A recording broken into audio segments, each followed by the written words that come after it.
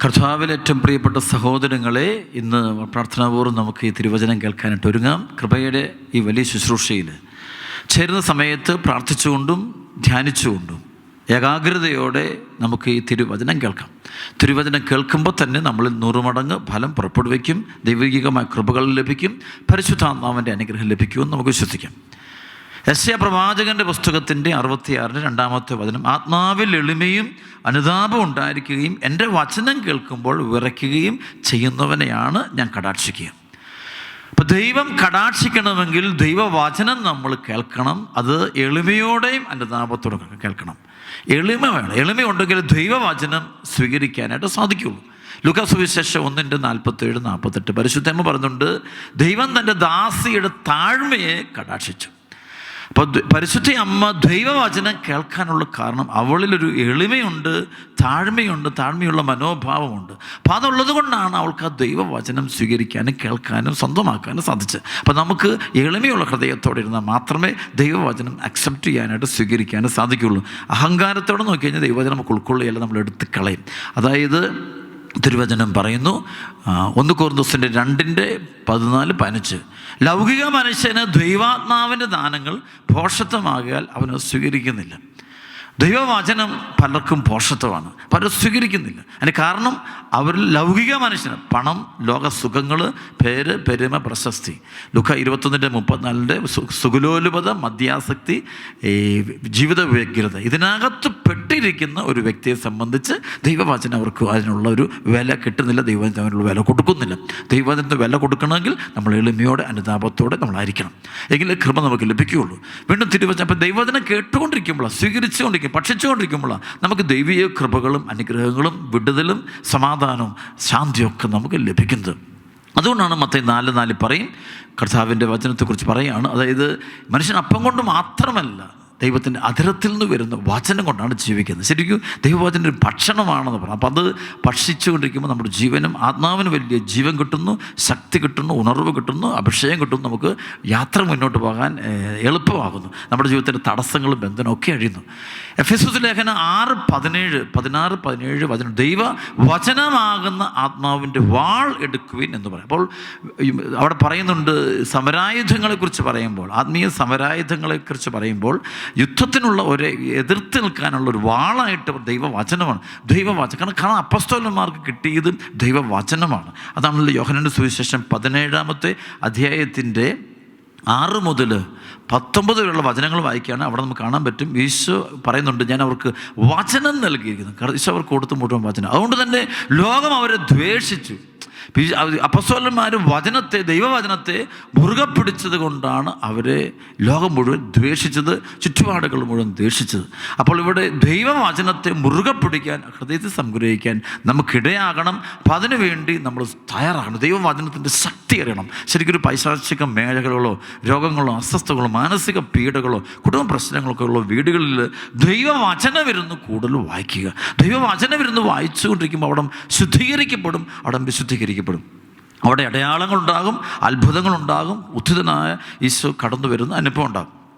തിരുസഭയുടെ ആദ്യകാല ഗ്രന്ഥങ്ങളൊന്നായ ഡിഡാക്കയിൽ അതായത് ഇഗ്നേഷ്യസ് ഓഫ് അന്ത്യോക്ക് എന്ന് പറയുന്ന സഭയുടെ ആദ്യത്തെ ഒരു മെത്രാന്മാരിൽ ഒരാളാണ്.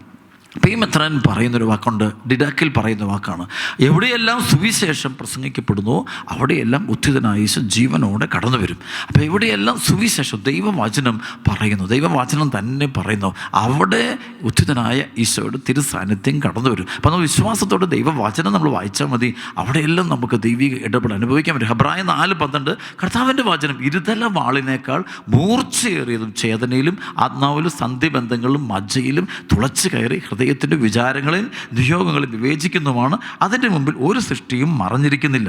സങ്കീർത്തനം 107:16-20 വചനത്തിൽ ദൈവവചനത്തിൻ്റെ ശക്തി അവിടെ നമ്മെ പഠിപ്പിക്കുന്നുണ്ട്. 16-20 വരെയുള്ള വചനം പറയും, എന്തെന്നാൽ അവിടുന്ന് പിച്ചള വാതിലുകൾ തകർക്കുന്നു, ഇരുമ്പ് ഓടാമ്പലുകൾ ഒട്ടിക്കുന്നു, പാപകരമായ മാർഗ്ഗങ്ങൾ പിന്തുടർന്ന് ചില രോഗികളായി തീർന്നു, തങ്ങളുടെ അകൃത്യങ്ങളല്ല അവർ ദുരിതത്തിലായി, എല്ലാ ഭക്ഷണത്തെയും വെറുത്ത് മൃത്യു കവാടങ്ങളെ സമീപിച്ചു. അപ്പോൾ തങ്ങളുടെ കഷ്ടതയിൽ അവർ കർത്താവിനോട് നിലവിളിച്ച് അപേക്ഷിച്ചു, അവിടുന്ന് അവരെ ഞെരുക്കി ഞെരുക്കങ്ങളിൽ നിന്ന് രക്ഷിച്ചു. അവിടുന്ന് എൻ്റെ വചനം അയച്ച് അവരെ സുഖപ്പെടുത്തി വിനാശത്തിൽ നിന്ന് അവരെ വിടുവിച്ചു. ദൈവ വചനം അയച്ചാണ്, വചനത്തിൻ്റെ ശക്തിയാലാണ് അവർക്ക് സൗഖ്യം കിട്ടിയത്. ദൈവവചനമാണ് അവർക്ക് വിടുതലും സൗഖ്യവും കൊടുത്തത് എന്ന് പരിശുദ്ധാത്മാവ് വ്യക്തമുണ്ട്. അതുകൊണ്ട് ബൈബിൾ വായിക്കുമ്പോൾ ദൈവവചനത്തിനൊരു പ്രത്യേകമായ സ്ഥാനമുണ്ട്. ദൈവത്തിൻ്റെ അധരത്തിൽ നിന്ന് വരുന്ന വചനത്തിന് വലിയ ശക്തിയുണ്ട്. അതുകൊണ്ട് ആ വചനം നമ്മൾ കൂടുതൽ വായിക്കാനും ഹൃദയത്തിൽ സംഗ്രഹിക്കാനും നമ്മൾ എപ്പോഴും തയ്യാറാണ്. പരിശുദ്ധ അമ്മ ചെയ്തതുപോലെ ഹൃദയത്തിൽ സംഗ്രഹിക്കുവാനും. ലൂക്ക 2:19 മറിയമാകട്ടെ ഇതെല്ലാം ഹൃദയത്തിൽ സംഗ്രഹിച്ച് ഗാഢമായിട്ട് ചിന്തിച്ചു കൊണ്ടിരുന്നു. എസെക്കിയേലിൻ്റെ പുസ്തകത്തിൻ്റെ 3-ാം അധ്യായത്തിൻ്റെ 17-ാമത്തെ തിരുവചനം. എസെക്കിയേലിൻ്റെ പുസ്തകം 3-ാം അധ്യായത്തിൻ്റെ 17-ാമത്തെ തിരുവചനത്തിൽ പറയുന്നുണ്ട്, മനുഷ്യപുത്ര, ഞാൻ നിന്നെ ഇസ്രായേൽ ഭവനത്തിൻ്റെ കാവൽക്കാരനാക്കിയിരിക്കുന്നു. എൻ്റെ അധരങ്ങളിൽ നിന്ന് വചനം കേൾക്കുമ്പോൾ നീ എൻ്റെ താക്കീത് അവരെ അറിയിക്കണം. എൻ്റെ അധരങ്ങളിൽ നിന്ന് വചനം കേൾക്കുമ്പോൾ നീ എൻ്റെ താക്കീത് നീ അവരെ അറിയിക്കണം. അപ്പം അവിടെ കൊടുക്കുന്നു, അധരത്തിലേക്ക് കൊടുക്കുന്നത് എസെക്കിയേൽ എന്ന പ്രവാചകൻ്റെ അധരത്തിൽ ദൈവം നിക്ഷേപിച്ച് കൊടുക്കുന്നു ദൈവവചനമാണ് കൊടുക്കുന്നത്. അപ്പോൾ ആ വചനമാണ് അവൻ പോയിട്ട് പ്രസംഗം. അപ്പോൾ അവൻ്റെ സ്വന്തമായ കാഴ്ചപ്പാടൊന്നുമല്ല, ദൈവവചനമാണ്. വീണ്ടും വചനം എസെക്കിയേൽ പുസ്തകം 3-ാം അധ്യായത്തിൻ്റെ 1 മുതൽ 4 വരെയുള്ള വചനം അവരെന്നോട് പറഞ്ഞു, മനുഷ്യപുത്രൻ, നീ കാണുന്ന ഈ ചുരുൾ ഭക്ഷിക്കുക. ദൈവവചനം ശരിക്കും പഠിക്കാനല്ല പറയാം, പഠിച്ചു കേൾക്കാനുമല്ല, കേൾക്കണം പക്ഷെ ഭക്ഷിക്കാനാണ് പറഞ്ഞത്. ദൈവവചനം ഒരു ഭക്ഷണമായിട്ടാണ് പറഞ്ഞത്, ജീവൻ നൽകുന്ന ശക്തി നൽകുന്ന ഒരു ഭക്ഷണമായിട്ടാണ് ദൈവവചനം പറയുന്നത്. അപ്പോൾ അവരെന്നോട് പറഞ്ഞു, മനുഷ്യപുത്ര, നീ കാണുന്ന ഈ ചുരുൾ ഭക്ഷിക്കുക, എന്നിട്ട് പോയി ഇസ്രായേൽ ഭവനത്തോട് സംസാരിക്കുക. ഞാൻ വായി തുറന്നു, അവൻ ആ ചുരുൾ എനിക്ക് ഭക്ഷിക്കാൻ തന്നു. അവൻ പറഞ്ഞു, മനുഷ്യപുത്ര, ഞാൻ തരുന്ന ഈ ചുരുൾ ഭക്ഷിച്ച് വയറ് നിറയ്ക്കുക. അപ്പോൾ ദൈവവചനം കൊണ്ട് ഹൃദയം വരച്ച്, ശരിക്കും ഇവിടെ വചനം നിറയ്ക്കുന്നത് ഹൃദയ വചനം ഭക്ഷിക്കുമ്പോൾ നമ്മുടെ ഹൃദയം നിറയ്ക്കുക. ഞാനത് ഭക്ഷിച്ചു, എൻ്റെ വായിൽ തേൻ പോലെ മധുരിച്ചു. അവൻ വീണ്ടും പറഞ്ഞു, മനുഷ്യപുത്ര, നീ ഇസ്രായേൽ ഭവനത്തിൽ ചെന്ന് എൻ്റെ വാക്കുകൾ അവരെ അറിയിക്കുക. അപ്പോൾ ദൈവവചനം അറിയിക്കുക. അപ്പോൾ ദൈവവചനം എന്നത് അത് അറിയിക്കണം, ദൈവവചനം പ്രഘോഷിക്കപ്പെടണം. അതുകൊണ്ട് ലോകമെമ്പാടും ദൈവത്തിൻ്റെ വചനം, ഈശോ മിശിഹായുടെ അധരത്തിലൂടെ വരുന്ന വചനം, പരിശുദ്ധാത്മാവിൻ്റെ സ്വരം, വചനങ്ങൾ, അത് നമ്മൾ ലോകത്തെ മുഴുവൻ അറിയിക്കാൻ നമ്മൾ കടപ്പെട്ടവരാണ്. 2 തിമോത്തി 4:3-4 വചനം പറയുന്നു, ജനങ്ങൾ ഉത്തമമായ പ്രബോധനത്തിൽ സഹിഷ്ണുത കാണിക്കാത്ത കാലം വരുന്നു. കേൾവിക്ക് ഇമ്പമുള്ളവയിൽ ആവേശം കൊള്ളുകയാൽ അവർ തങ്ങളുടെ അഭിരുചിക്ക് ചേർന്ന പ്രസംഗകരെ വിളിച്ചുകൂട്ടും. അവർ സത്യത്തിന് നേരെ ചെവി അടച്ച് കെട്ടുകഥകളിലേക്ക്. എന്നാൽ നീ ആകട്ടെ സമചിത്തത പാലിക്കുക, നീ ദൈവവചനം പ്രസംഗിക്കുക. 2 കൊരിന്ത്യർ 2:17 വചനം, ദൈവവചനത്തിൽ മായം ചേർത്ത് കച്ചവടം നടത്തുന്ന അനേകരുണ്ട്, ഞങ്ങൾ അവരെ പോലെ അല്ല. പ്രിയപ്പെട്ട സഹോദരങ്ങൾ, ഞാനിന്ന് സുവിശേഷ പ്രഘോഷണ മേഖല വേറൊന്നുമല്ല ചെയ്തത്, ഈ ദൈവവചനത്തിനകത്ത് പ്രവർത്തി, ദൈവവചനത്തിൻ്റെ ഒരു ശക്തി, ജീവൻ ഞാൻ അറിഞ്ഞിരുന്നു. മർക്കോസ് 12:24 വിശുദ്ധ ലിഖിതങ്ങളോ ദൈവവചനത്തിൻ്റെ ശക്തിയോ അറിയാത്തത് കൊണ്ടല്ലേ നിങ്ങൾക്ക് തെറ്റുപറ്റും. ശരിക്കും എല്ലാവർക്കും തെറ്റുപറ്റിക്കൊണ്ട്. കാരണം ഇതിൻ്റെ ശക്തി അറിഞ്ഞുകൊണ്ട് ഈ വിശുദ്ധ ലിഖിതങ്ങളോ ദൈവവചനത്തിൻ്റെ ശക്തിയോ അറിയത്തില്ല. യോഹന്നാന്റെ സുവിശേഷം 6:63 പറയുന്നുണ്ട്, ആത്മാവാണ് ജീവൻ നൽകുന്ന, ശരീരം ഒന്നിനും ഉപകരിക്കുന്നില്ല. ഞാൻ നിങ്ങളോട് പറഞ്ഞ വചനങ്ങൾ ആത്മാവും ജീവനുമാണ്.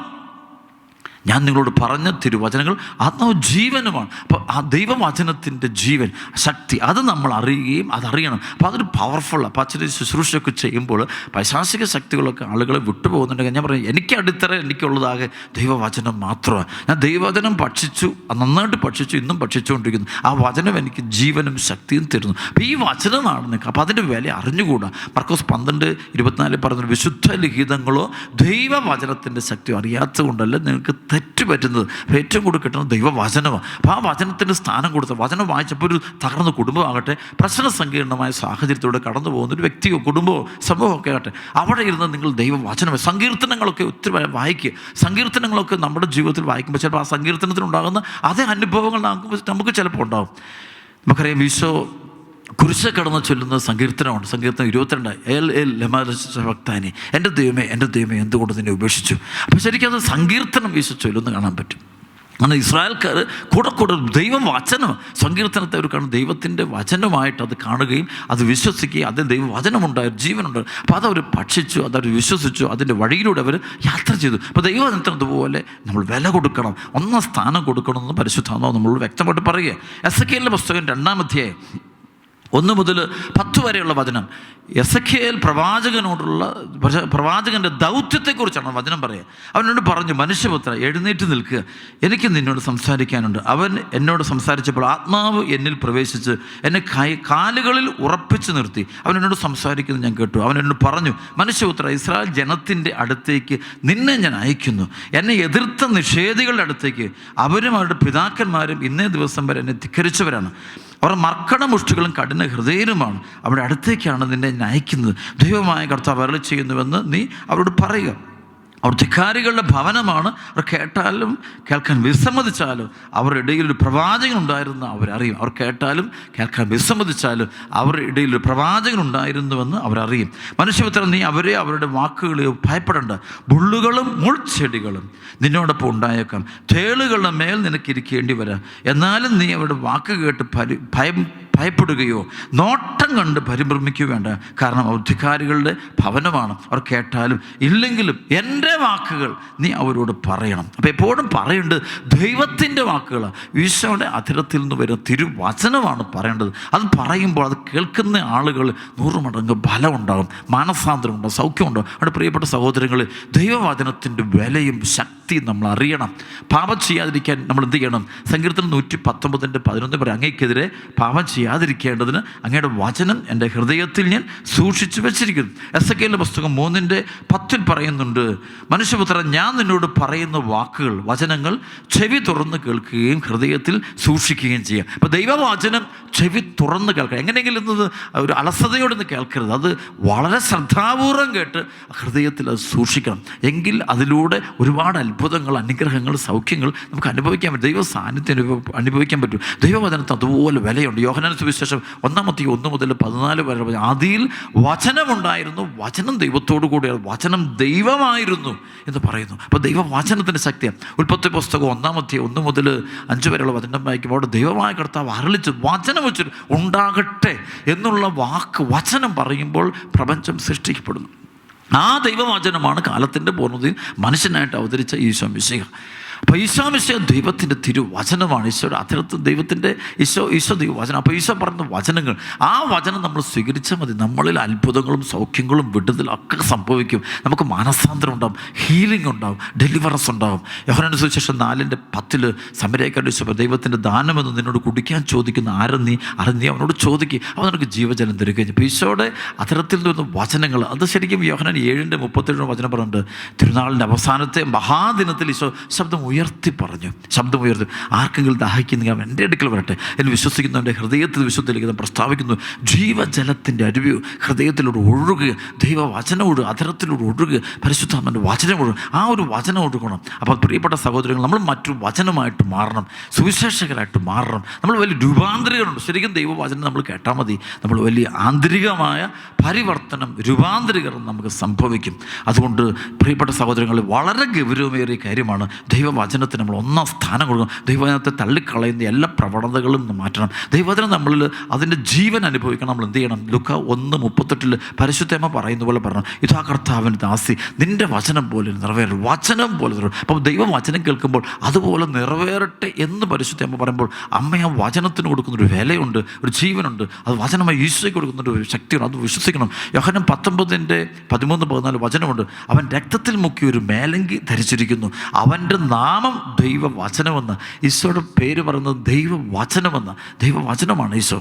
ആ വചനം നമ്മളിലേക്ക് ഒഴുകട്ടെ. അപ്പോൾ നമ്മുടെ അസ്വസ്ഥതകൾ, ബന്ധനങ്ങളൊക്കെ അഴിയും. മത്തായിയുടെ സുവിശേഷത്തിൽ 8-ാം അധ്യായത്തിൽ, മത്തായിയുടെ സുവിശേഷം 8-ാം അധ്യായത്തിൽ 16-ാമത്തെ വചനം, സായാഹ്നമായപ്പോൾ അനേകം പിശാച് ബാധിതരെ അവർ അവൻ്റെ അടുത്ത് കൊണ്ടുവന്നു. അവൻ അശുദ്ധാത്മാക്കളെ വചനം കൊണ്ട് പുറത്താക്കുകയും എല്ലാ രോഗികളെയും സുഖപ്പെടുത്തുകയും ചെയ്തു. വചനം കൊണ്ടാണ് ദുഷ്ടാരൂപികളെ ഈശോ പുറത്ത്. വേറെന്തുകൊണ്ട്? ദൈവവചനം കൊണ്ടാണ്. ഈശോ പറയുന്ന വാക്കുകൾ, സാത്താനെ ദൂരെ പോകുക എന്ന് പറയുമ്പോൾ ആ വചനത്തിൻ്റെ ശക്തി, ഈശോ പറഞ്ഞ വചനം. കാരണം ഈശോ പറഞ്ഞ വചനത്തിനകത്ത് പരിശുദ്ധാത്മാവിൻ്റെ ശക്തിയുണ്ട്. അത് സാധാരണ ഈ മത്തായിയുടെ സുവിശേഷം 12:28-29 വചനം, അതായത് പറയുന്നുണ്ട്, ദൈവാത്മാവിനാലാണ് ഞാൻ പിശാചുക്കളെ ബഹിഷ്കരിക്കുന്നത് എങ്കിൽ ദൈവരാജ്യം നിങ്ങളുടെ ഇടയിൽ വന്ന് കഴിഞ്ഞിരിക്കുന്നു. ദൈവാത്മാവിനാലാണ് ഞാൻ പിശാചുക്കളെ ബഹിഷ്കരിക്കുന്നത് എങ്കിൽ ദൈവരാജ്യം നിങ്ങളുടെ ഇടയിൽ വന്ന് കഴിഞ്ഞിരിക്കുന്നു. പ്രിയപ്പെട്ട സഹോദരങ്ങൾ, അപ്പോൾ ആ ദൈവവചനത്തിൻ്റെ ശക്തി നമ്മൾ അറിയണം. ആ വാക്കിന് വിലയുണ്ട്. മത്തായിയുടെ സുവിശേഷം 4-ാം അധ്യായത്തിൽ, മത്തായിയുടെ സുവിശേഷം 4-ാം അധ്യായത്തിൻ്റെ 10-ാമത്തെ വചനം, യേശു കൽപ്പിച്ച്, സാത്താനെ ദൂരെ പോകുക, എന്തെന്നാൽ നിന്റെ ദൈവമായ കർത്താവിനെ ആരാധിക്കണം, അവിടുത്തെ മാത്രമേ പൂജിക്കാവൂ എന്ന് എഴുതപ്പെട്ടു. അപ്പോൾ പിശാച് അവനെ വിട്ടുപോയി. ദൈവദൂതന്മാർ അടുത്ത് വന്ന് അവനെ ശുശ്രൂഷ. അപ്പോൾ ഈശോ പറയുമ്പോൾ സാത്താനെ ദൂരെ പോകുക എന്ന് പറയുമ്പോൾ, ഈശോ ദൈവവചനമാണ്. ആ വചനം പറയുമ്പോൾ അവിടെ സാത്താൻ്റെ ശക്തിയിൽ ഓടിപ്പോകുന്ന കാണാം, ഒരിക്കലും അവിടെ നിൽക്കുന്നില്ല. പ്രിയപ്പെട്ട വളരെ പ്രധാനപ്പെട്ടതാണ് ദൈവവചനം എന്നത് നമ്മൾ അറിയണം, അനുഭവിക്കണം. അതുകൊണ്ട് ശിഷ്യന്മാരെ ഈശോ ചുമതലപ്പെടുത്തി അയക്കുമ്പോൾ ഈശോ അവർക്ക് കൊടുക്കുന്ന അധികാരം എന്താണ്? ദൈവരാജ്യം സുവിശേഷം പ്രസംഗിക്കാനുള്ള പ്രത്യേകമായ അധികാരം ശക്തിയുമാണ് ഈശോ അവർ കൊടുക്കുന്നത്. അവർ പറയാണ്, മത്തായിയുടെ സുവിശേഷം 10-ാം അധ്യായത്തിൻ്റെ 5 മുതൽ തിരുവചനങ്ങൾ, ഈ 12 പേരെയും യേശു ഇപ്രകാരം ചുമതലപ്പെടുത്തി അയച്ചു, നിങ്ങൾ വിജാതിയുടെ അടുത്തേക്ക് പോകരുത്, സമരയക്കാരുടെ പട്ടണത്തിൽ പ്രവേശിക്കുകയും പ്രത്യേക ഇസ്രായേൽ വംശത്തിലെ നഷ്ടപ്പെട്ടു പോയ ആടുകളുടെ അടുത്തേക്ക് പോകുമ്പോൾ സ്വർഗരാജ്യം സമീപിച്ചിരിക്കുന്നത് പ്രസംഗിക്കുവാൻ, രോഗികളെ സുഖപ്പെടുത്തുവാൻ, മരിച്ചവരെ ഉയർപ്പിക്കുകയും കുഷ്ഠരോഗികളെ ശുദ്ധരാക്കി പിശാചുക്കളെ ബഹിഷ്കരിക്കുകയും ചെയ്യും. അപ്പോൾ സുവിശേഷം പ്രസംഗിച്ചിട്ട് നിങ്ങൾ ഇതൊക്കെ ചെയ്യാൻ പറയാം.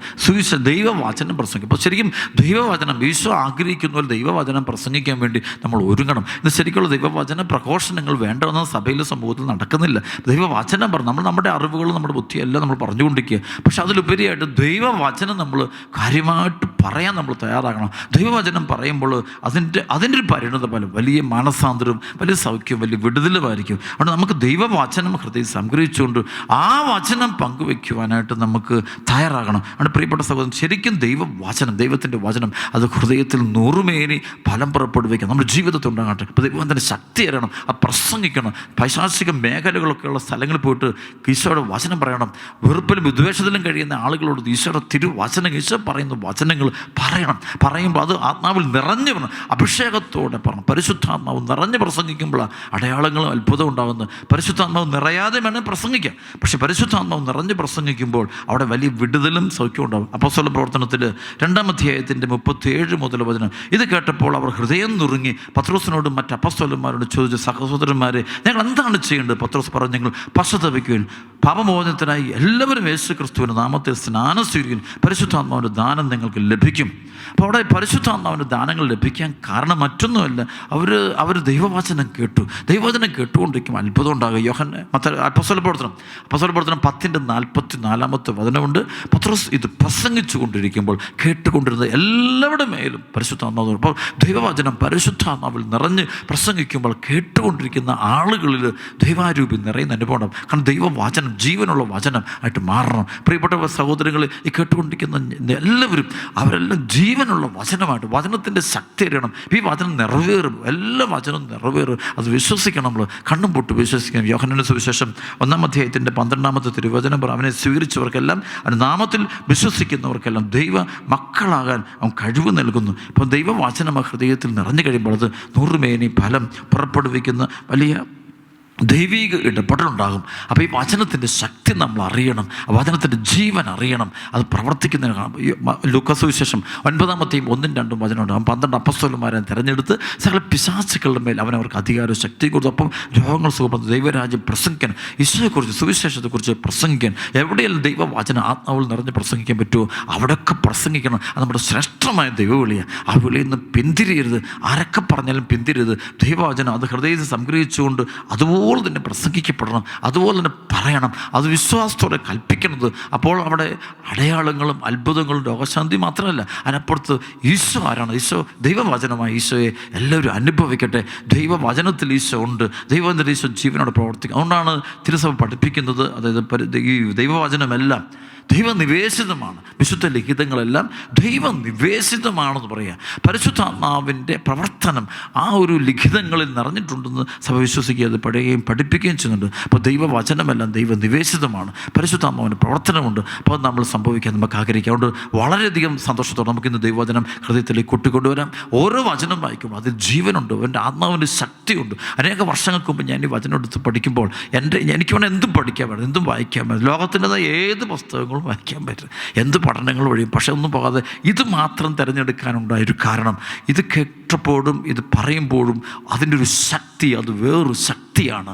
അത് കേൾക്കുന്ന, അത് പറഞ്ഞാൽ മതി, അവിടെ അടയാളങ്ങളും സൗഖ്യങ്ങളും വിടുതലുണ്ടാകുന്നത് കാണാൻ പറ്റും. ദൈവിക ഇടപെടലും കണ്ടിട്ടുണ്ട്. ഈ ദൈവത്തിനൊരു പ്രത്യേകമായ ശക്തിയുണ്ട്. ഇതിൽ നിന്ന് മാറരുത്. അതുകൊണ്ട് പ്രിയപ്പെട്ട സഹോദരങ്ങളെ, അത് എളിമയോടെ ഹൃദയ വിശ്വാസത്തോടെ ഈ ദൈവവചനം സ്വീകരിക്കാനും അത് പങ്കുവയ്ക്കാനുള്ള പ്രത്യേക വരപ്രസാദം തരണമേ. നമുക്കിന്ന് ഈ ആരാധന സമയത്ത് പ്രാർത്ഥിക്കാം. ഇന്നത്തെ ഡെലിവറൻസിൻ്റെ ആരാധന പ്രാർത്ഥനയുടെ സമയത്ത് എല്ലാ ദൈവമക്കളിലേക്കും കൃപയ്ക്ക് മേൽ കൃപ കർത്താവ് ചൊരിയട്ടെ. ആമേൻ.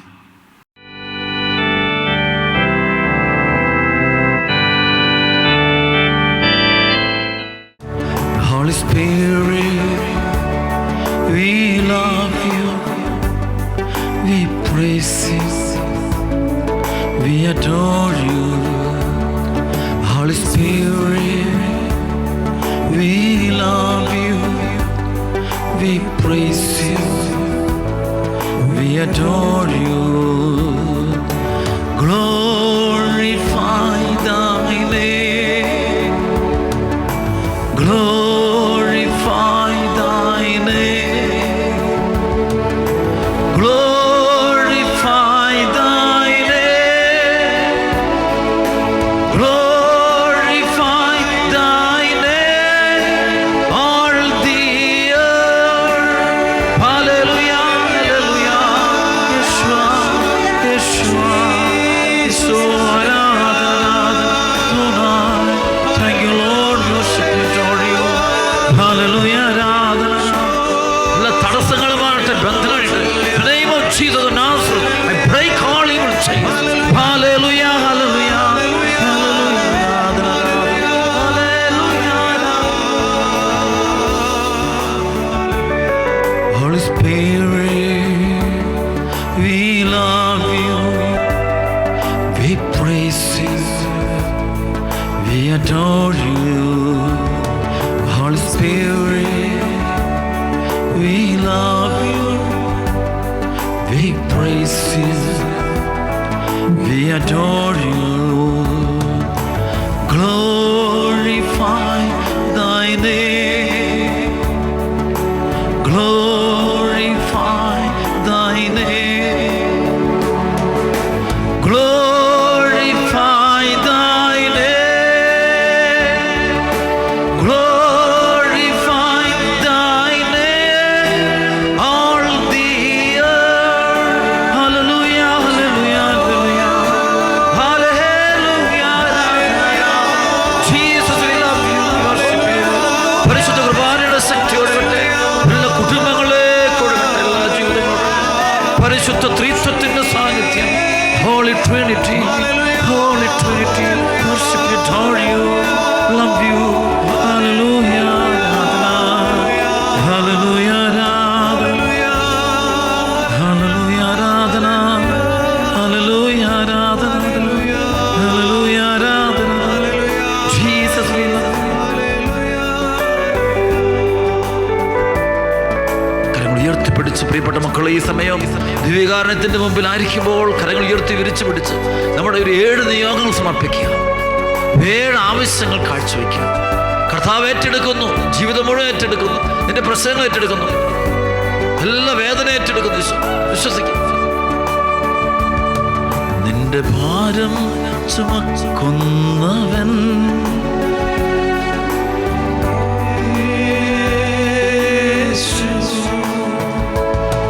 എന്നെ നന്നായി അറിയുന്നവൻ,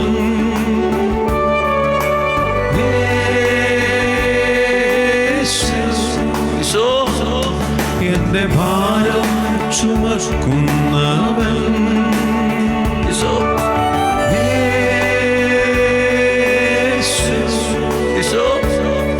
എന്നെ നന്നായി അറിയുന്നവൻ,